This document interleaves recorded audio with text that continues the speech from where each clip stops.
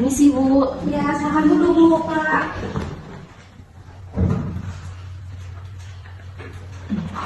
Enggak Pak, ada keperluan apa ya Pak? Di sini saya ingin memeriksakan kandungan istri saya ya. Ibu ada teman apa Bu? Saya sering masa-masa itu. Selain itu saya juga kalau malam itu susah untuk tidur. Usia kandungan Ibu udah berapa bulan Bu? Sudah 8 bulan Bu. Sebelumnya Ibu ada bakat Ibu? Ada Bu.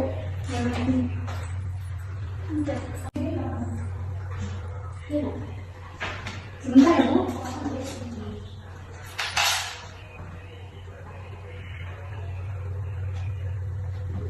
Baik, terima kasih Bu. Oh Ibu, ini dari pasien sistem kita ya Bu? Iya. Dari Jakarta ya Bu? Iya Bu. Oke Bu, baik saya antar ya Bu. Stop. Selamat siang Bu Bidan. Bu, ini ada apa? Di sini ya Ibu, di sini ada pasien kedua ya Ibu. Ini di matanya Ibu. Oh. Oke, silakan masuk Bu. Silakan duduk Ibu, Bapak. Oke, dengan Ibu tadi ya Ibu. Ya Bu. Oke Bu, untuk keluhannya kalau saya boleh tahu apa itu? Saya merasakan nyeri Bu. Begitu kalau misalnya malam saya susah tidur Bu. Oh, kalau boleh tahu Ibu baru pertama kali datang ke klinik saya Ibu? Kebetulan iya. Oh, kalau begitu Bu, apakah boleh saya mengulang kembali Bu pemeriksaannya dari pertama Bu? Soalnya kan saya tidak tahu, saya tidak bisa mendiagnosa Ibu bagaimana keadaan yang juga bagaimana. Karena Ibu baru pertama kali datang ke sini. Kalau boleh tahu kandungannya berapa bulan Bu? 8 bulan. Iya itu harusnya kita periksa dari pertama lagi biar saya tahu itu diagnosa kandungan ibu bagaimana, keadaan ibu bagaimana, dan keluhan ibu itu saya atasi ibu. Jadi kita mulai pemeriksaan dari pertama ibu. Walaupun ibu sudah memeriksa di awal kehamilan ibu di bidang-bidang lain, itu kan saya tidak tahu Bu apa keluhannya, dan sini saya akan memeriksa ulang biar saya paham itu apa keluhannya, dan saya bisa memberikan sedikit konseling kepada ibu ya. Baik. Maju.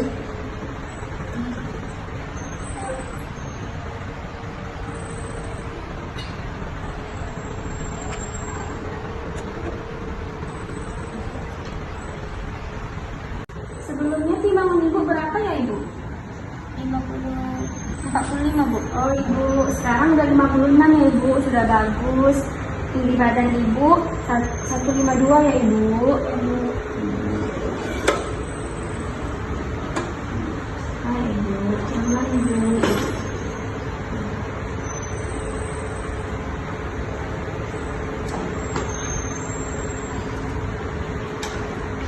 Sebelumnya Ibu berat badan pasien 45 Bu, sekarang sudah bertambah menjadi 56 ya Ibu.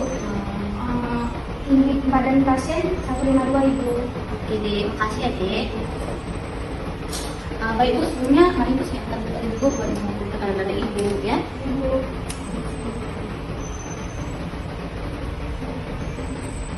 Pelan Ibu.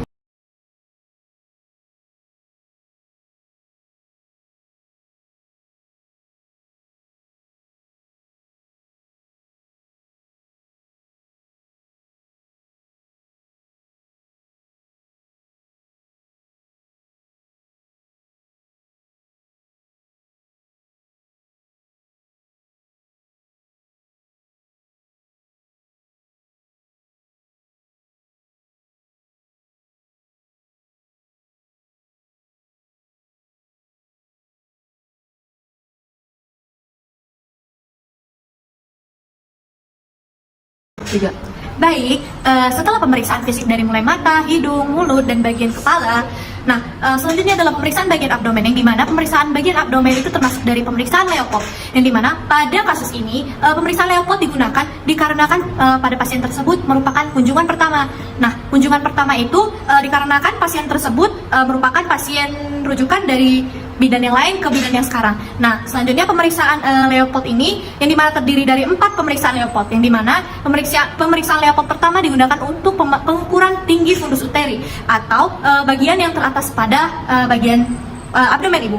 Selanjutnya pemeriksaan Leopold pertama ini juga berguna untuk mengukur ukuran usia kehamilan. Selanjutnya yang dimana pada Leopold pertama ini digunakan beberapa versi, yang dimana terdiri atas 2 versi. Yang pertama adalah versi McDonald untuk pengukuran tinggi fundus uteri Yang kedua adalah versi Spingbird, di mana ini juga untuk mengukur tinggi fundus uteri. Hanya perbedaannya dari pengukuran menggunakan pita tali ukur, yang dimana pada versi McDonald yaitu dari PX hingga ke simfisis pubis. Sebaliknya, versi dari Spingbird yaitu dari simfisis pubis sampai ke prosesus sifoideus sang ibu. Selanjutnya pada Leopold kedua berguna sebagai untuk menentukan bagian sisi kanan dan sisi kiri abdomen sang ibu, apa yang terdapat pada bagian sisi kanan dan apa yang terdapat bagian sisi kiri. Dan hal Leopold tersebut yang kedua untuk menentukan bagian kanan dan sisi kiri tersebut di mana letak pada punggung sang janin. Selanjutnya pada Leopold ketiga merupakan bagian yang dimana kita dapat mengetahui bagian terbawah abdomen ibu, apakah kepala ataupun bagian punggung atau bahkan bagian kaki. Nah, selanjutnya pada lanjut ke Leopold 4 ini kita dapat mengetahui bahwa janin sudah memasuki pintu atas panggul atau belum.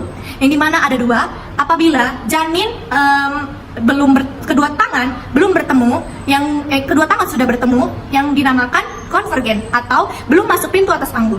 Apabila kedua tangan belum bertemu, maka hal tersebut dinamakan divergen atau sudah masuk pintu atas panggul. Sang janin akan terasa bahwa dia sudah memasuki simfisis ibu dan memasuki pintu atas panggul.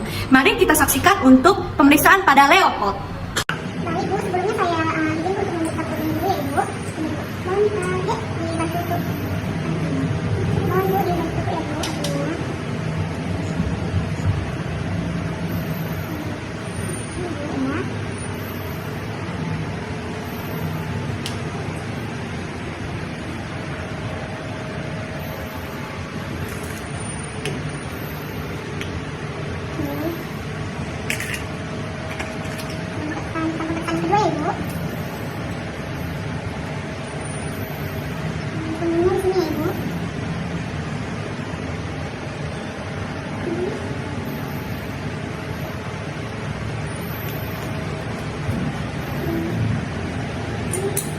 Mohon dibantu untuk mohon Bu dibantu ya Bu.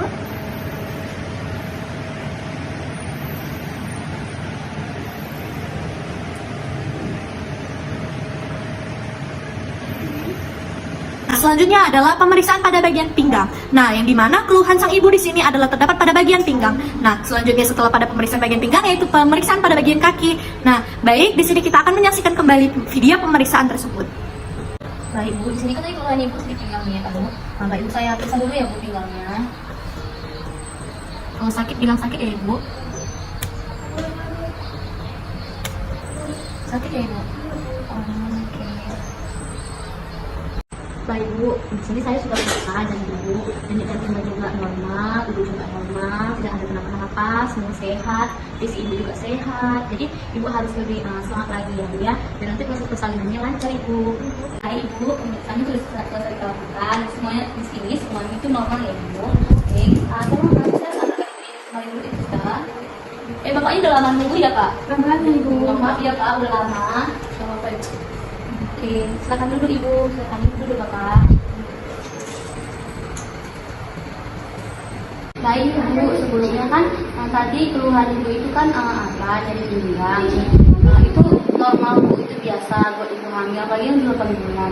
Karena semakin membesar kandungan Ibu itu semakin jadinya kan berat Bu, makin turun ke bawah. Jadi Ibu susah berjalan, jadi wajar Bu kalau nyeri di pinggang. Jadi saya sarankan Ibu tuh istirahat teratur, minum susu juga teratur ya Ibu ya, dan Bapaknya juga selalu memperhatikan ibunya.